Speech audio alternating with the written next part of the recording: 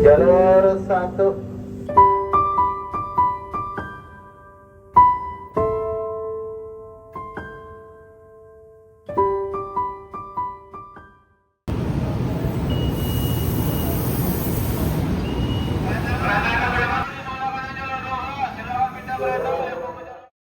Setiap pagi sebelum kelas dimulai, perjalananku sudah lebih dulu menguras tenaga. Bagi banyak mahasiswa komuter, perjalanan menuju kampus bukan sekedar mobilitas. Kepadatan, kebisingan, dan waktu tempuh yang panjang menjadi bagian dan rutinitas yang terus dihadapi. Dalam psikologi lingkungan, kondisi seperti kepadatan dan kebisingan merupakan environmental stressors yang dapat meningkatkan tekanan psikologis dan kelelahan.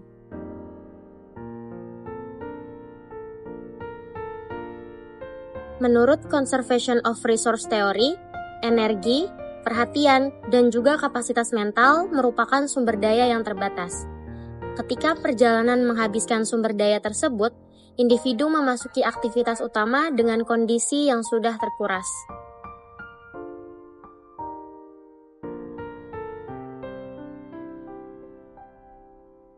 Untuk bertahan, banyak mahasiswa membangun strategi coping sederhana. Musik, hiburan, atau sekedar mengalihkan perhatian menjadi cara menjaga kestabilan emosi di tengah perjalanan yang melelahkan.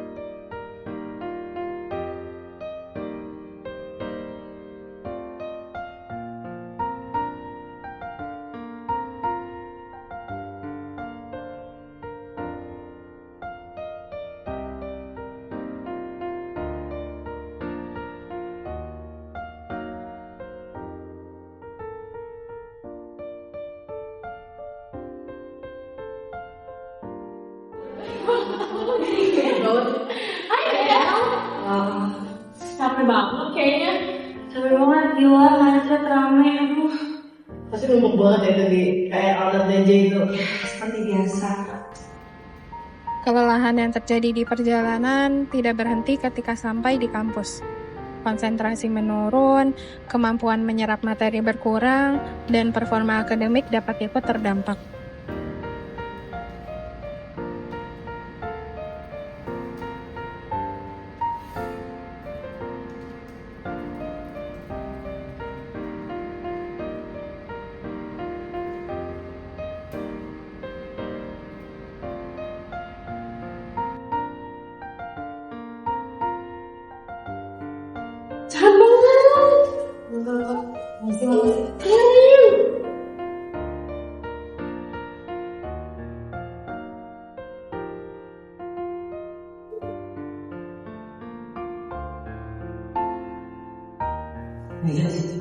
Adil nggak?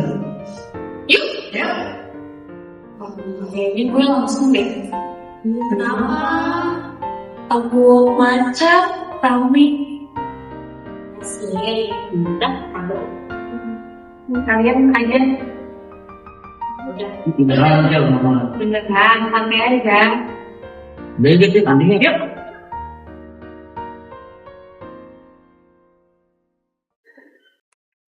Bukan hanya belajar yang terdampak, aktivitas organisasi, waktu bersama teman, bahkan kesempatan membangun relasi seringkali harus dikorbankan demi mengejar jadwal transportasi pulang.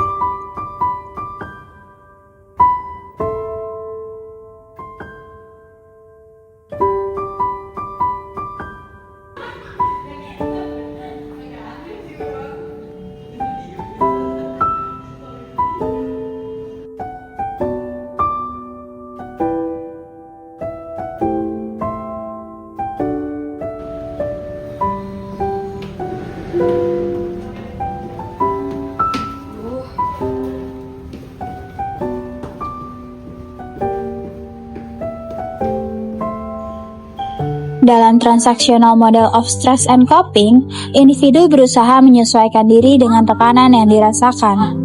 Pemulihan sederhana dapat membantu menjaga sumber daya psikologis agar tidak semakin terkuras.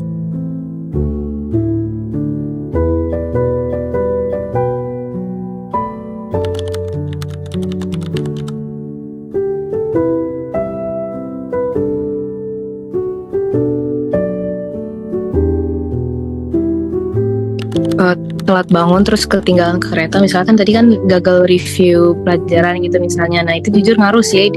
Kuisnya tuh jadi kayak aku jadi lupa gitu aku mau yang belajar apa, padahal udah aku walaupun udah sempet review di kelas gitu sedikit, cuman kan jadi waktu reviewnya tuh kan nggak lebih banyak gitu ya. Nah itu jadi jujur kemampuan aku jadi berkurang gitu, kemampuan ingatan aku tuh jadi berkurang, jadi bisa lumayan berpengaruh sih ke hasil belajar aku.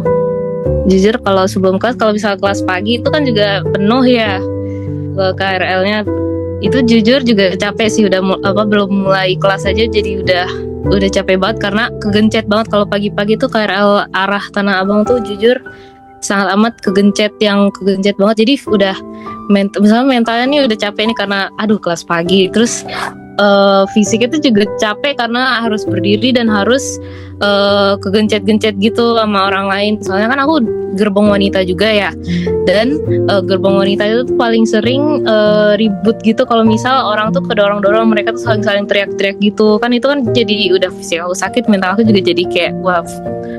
Mungkin ini sih lebih ke apa tuh, ditekankan lagi ya, kayak cowok juga butuh duduk. Oke. Kan banyak mahasiswa cowok juga kan yang pulang pergi, kayak susah banget dapat duduk, apalagi pagi. Pulangnya juga kadang tuh pulangnya ya sih udah duduk nih, kadang disuruh diri karena ada yang lebih tua atau ada bapak-bapak, anak kecil kan. Padahal kan saya juga manusia ya.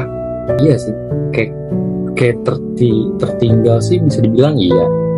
Soalnya kan jarang juga kan nongkrong. Terus pembahasan yang mereka bahas tuh saya kadang nggak tahu topiknya apa.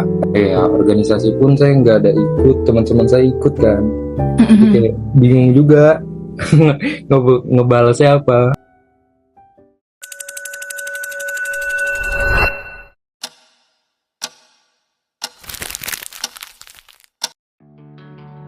Solusi tidak hanya bergantung pada individu.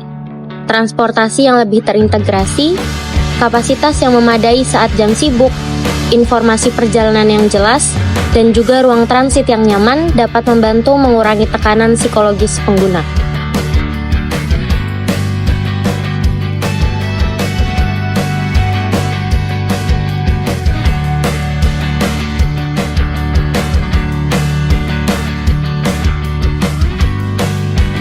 Perjalanan menuju kampus seharusnya menjadi jembatan menuju masa depan, bukan sumber kelelahan yang menggerus semangat belajar. Ketika kota dirancang lebih manusiawi, kesehatan mental dan motivasi belajar generasi muda pun memiliki ruang untuk bertumbuh.